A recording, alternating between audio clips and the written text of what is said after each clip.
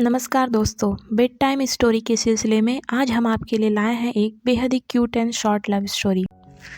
ऋषि को 14 साल की उम्र में ही पहला प्यार हो गया था। ऋषि उस समय 8वीं क्लास में था। उम्र कम थी, लेकिन मॉडर्न ज़माने में लोग इसी उम्र में प्यार कर बैठते हैं।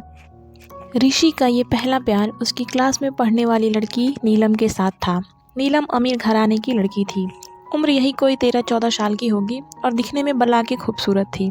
नीलम के पापा का प्रॉपर्टी डीलिंग का काम था। अच्छे पैसे वाले लोग थे।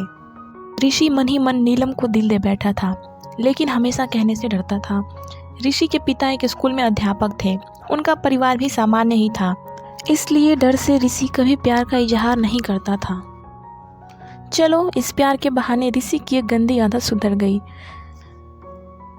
ऋषि आए दिन स्कूल न जाने के नए नए बहाने बनाता था, लेकिन आजकल टाइम से तैयार होकर चुपचाप स्कूल चला आता था। माँ बाप सोचते बच्चा सुधर गया है, लेकिन बेटे का दिल तो कहीं और अटक चुका था।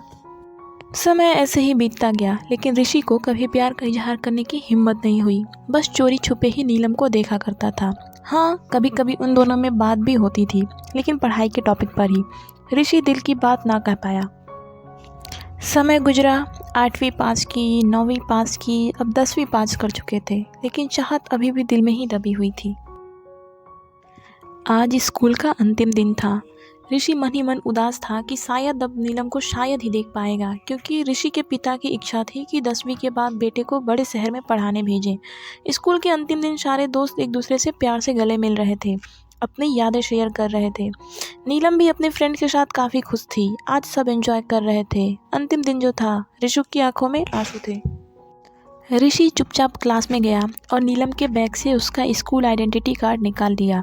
उस कार्ड पर नीलम की प्यारी सी फ़ोटो थी। ऋषि ने सोचा कि इस फ़ोटो को देखकर ही मैं अपने प्यार को याद किया करूँगा। बैंक से लोन लेकर पिताजी ने ऋषि को बाहर पढ़ने भेज दिया। नीलम के पिता ने भी किसी दूसरे शहर में बड़ा मकान बना लिया और वहाँ शिफ्ट हो गए। ऋषि अब हमेशा के लिए नीलम से जुदा हो चुका था। समय अपनी रफ्तार से बीतता गया। ऋषि ने अपनी पढ़ाई पूरी की और अब एक बड़ी कंपनी में नौकरी भी करने लगा था। अच्छी तनख्वाह भी थी, लेकिन ज़िंदगी में एक कमी हमेशा खलती थी, वो भी नीलम की। लाख कोशिशों के बाद भी ऋषि फिर कभी नीलम से नहीं मिल पाया। उन्होंने ऋषि की शादी एक सुंदर से लड़की से कर दी और संयोग से उस लड़की का नाम भी नीलम ही था। ऋषि जब भी अपनी पत्नी को नीलम नाम से पुकारता, उसके दिल की धड़कन तेज हो उठती थी। आंखों के आगे बचपन की तस्वीरें उभर आया करती थीं। पत्नी को उसने कभी इस बात का एहसास न होने दिया था, लेकिन आज भी नीलम से सच्चा प्यार करता था।